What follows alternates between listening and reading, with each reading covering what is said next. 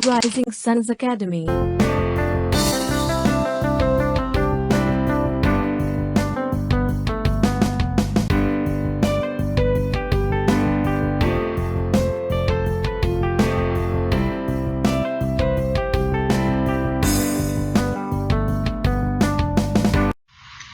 नमस्कार दोस्तों, आप सभी का बहुत बहुत स्वागत है आपके अपने इस प्लेटफॉर्म पर।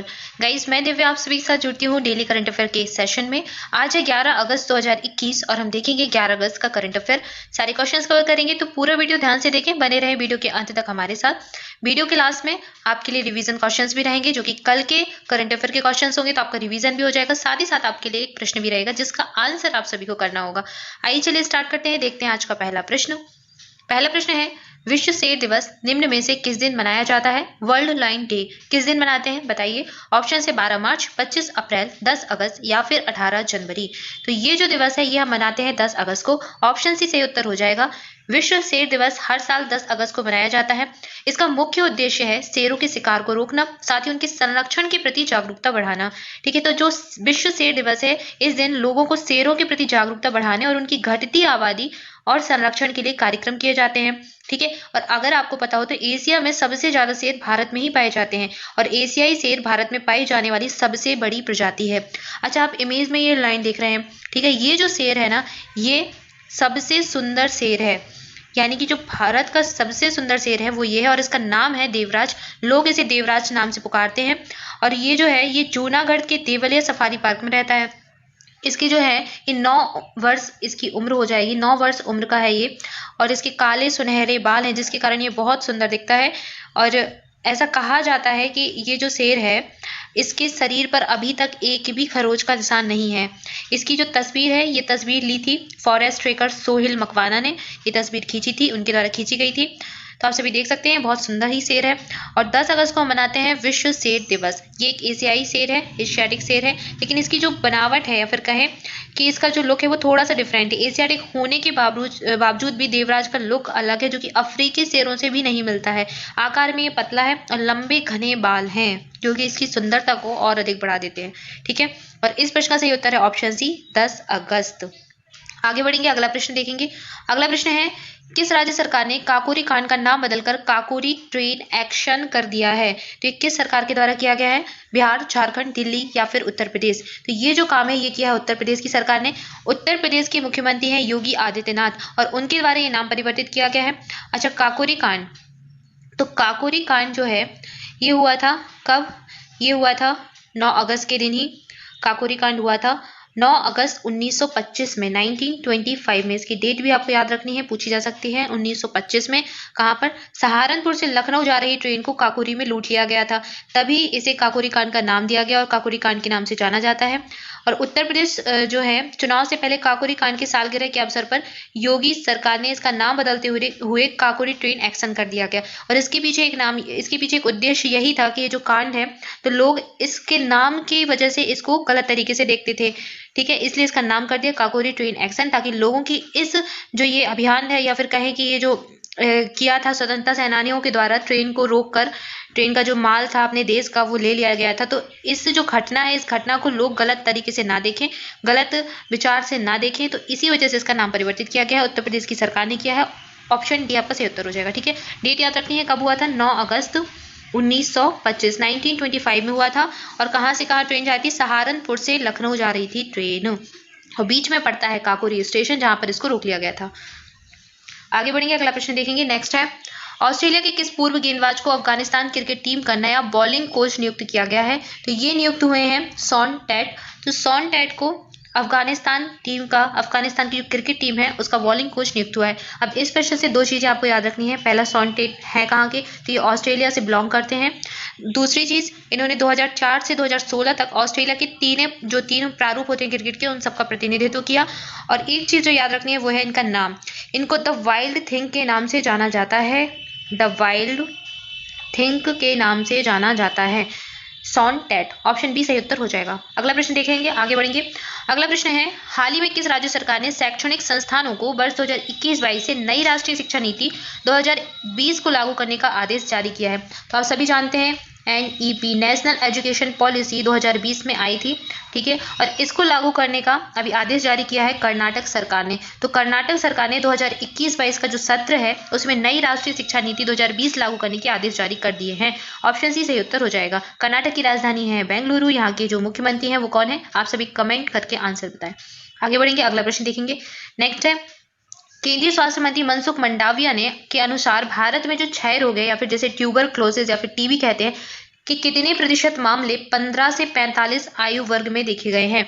तो अभी हाल ही में केंद्रीय स्वास्थ्य मंत्री मनसुख मंडाविया ने बताया कि लगभग 65% यानी कि ऑप्शन डी सही उत्तर हो जाएगा। तो 65% जो मामले हैं टीबी के, और ये टीबी के 65% मामले 15 से 45 आयु वर्ग के लोगों में देखे गए हैं। और ये सबसे ज़्यादा ये जो आयु वर्ग है, तो ये जो आयु वर्ग है ये सबसे ज़्यादा आर्थिक उत्पादक जनसंख्या का समूह कहा जाता है। और इस उम्र के लोग अधिक टीबी से प्रभावित होते हैं।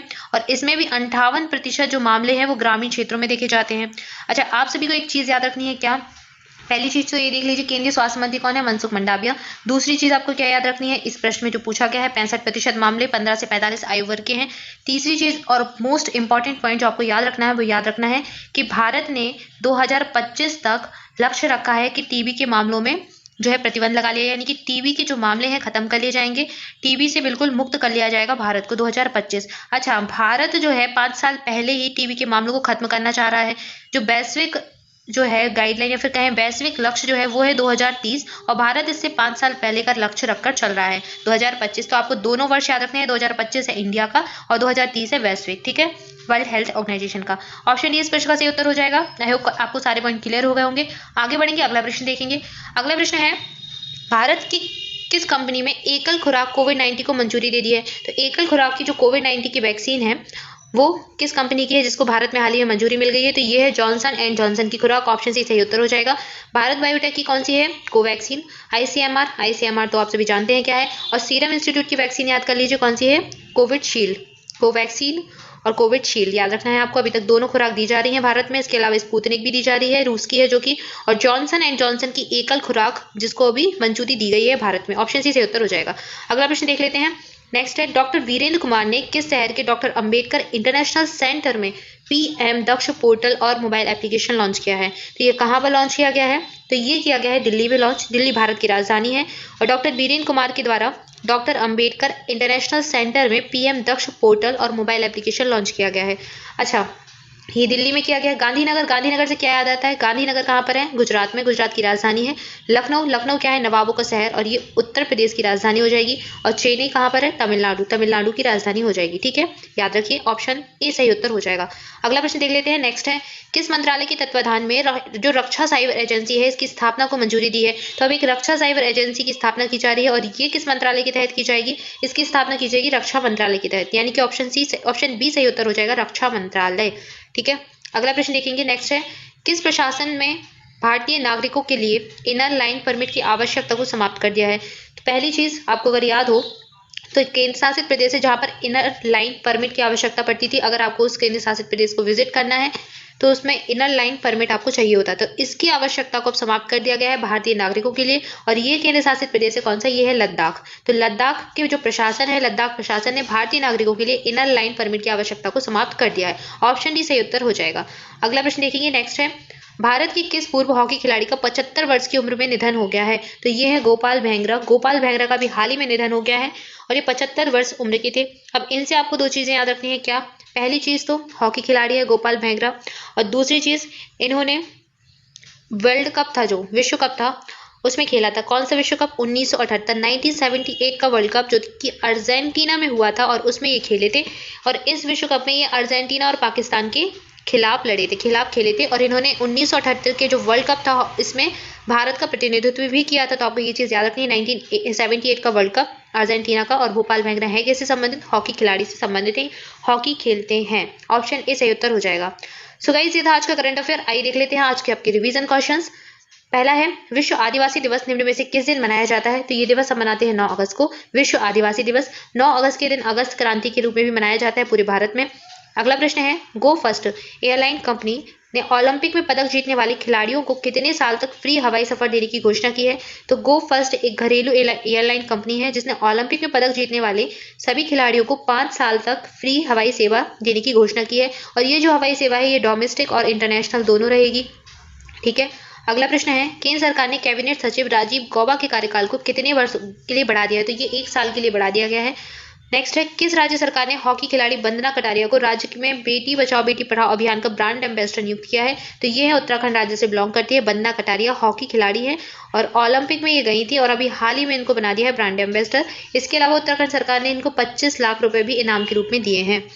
अगला प्रश्न है, प्रधानमंत्री नरेंद्र मोदी ने राजीव गांधी खेल रत्न पुरस्कार का नाम बदलकर क्या रखने की घोषणा की है? मोस्ट इंपॉर्टेंट क्वेश्चन है, स्टार मार्क लगा के अच्छे से नोट कर लीजिए। तो आप सभी जानते हैं राजीव गांधी खेल रत्न पुरस्कार भारत का सर्वोच्च पुरस्कार है जो कि खेल की श्रेणी में दिया जाता है और अब यह जाना जाएगा मेजर ध्यानचंद खेल रत्न पुरस्कार के नाम से। ठीक है, अगला प्रश्न है, किस देश ने अपने सभी समुद्री राष्ट्रीय उद्यानों से कोरल को नुकसान पहुंचाने वाले रसायनों से युक्त सनस्क्रीन पर प्रतिबंध लगा दिया है? तो ये काम किया है थाईलैंड की सरकार ने। जो मूंगा की चट्टान होती है उनको, जो मूंगा होते हैं समुद्र के अंदर पाए जाते हैं, उनको सन स्क्रीन से प्रभावित हो रहे थे वो, इसलिए थाईलैंड की सरकार ने इस पर प्रतिबंध लगा दिया है। इस प्रश्न को भी याद रखिए, बहुत इंपॉर्टेंट प्रश्न है। और आज के लिए आपका प्रश्न देख लेते हैं। प्रश्न है आपके लिए, फूड डिलीवरी प्लेटफॉर्म स्विगी ने किस शहर में फूड डिलीवरी के लिए इलेक्ट्रिक साइकिल लॉन्च करने की घोषणा की है? तो अब जो स्विगी है, स्विगी और जोमेटो, आप सबने नाम सुने होंगे, इससे खाना जरूर मंगाया होगा आपने। तो अब स्विगी जो है, स्विगी अब ने लॉन्च किया है एक इलेक्ट्रिक साइकिल, काय के लिए? फूड डिलीवरी के लिए। तो जो फूड की डिलीवरी की जाती है वो इलेक्ट्रिक साइकिल से की जाएगी और ये लॉन्च किस शहर में की है आपको बताना है। इस प्रश्न का सही उत्तर आप कमेंट में आंसर कीजिए। ऑप्शंस आपके हैं दिल्ली, इंदौर, कानपुर या फिर हैदराबाद। और गाइस आप सभी को आंसर जरूर करना है, सारे स्टूडेंट्स आंसर जरूर करें। और दोस्तों आप डेली करंट अफेयर का जो वीडियो होता है उसकी क्लास जरूर लें, बिल्कुल भी मिस ना करें क्योंकि आपके एग्जाम आने वाले हैं और ये आपके लिए बहुत बेनिफिशियल रहने वाली है। ठीक है, सो जरूर से क्लास लें और अगर अभी तक चैनल को सब्सक्राइब नहीं किया है तो जल्दी से चैनल को कर दें सब्सक्राइब और अपने दोस्तों के साथ खूब सारा शेयर करें। वीडियो अच्छा लगे तो वीडियो को लाइक भी करें और हाँ, बेल आइकन जरूर से प्रेस कर दें ताकि जो नया वीडियो चैनल पर आए उसका नोटिफिकेशन आपको मिल जाए। Thank you for watching this video. आप सभी घर पर रहें, सुरक्षित रहें और पढ़ाई करते रहें। आज के लिए इतना ही, मिलते हैं नेक्स्ट वीडियो में। Thank you so much.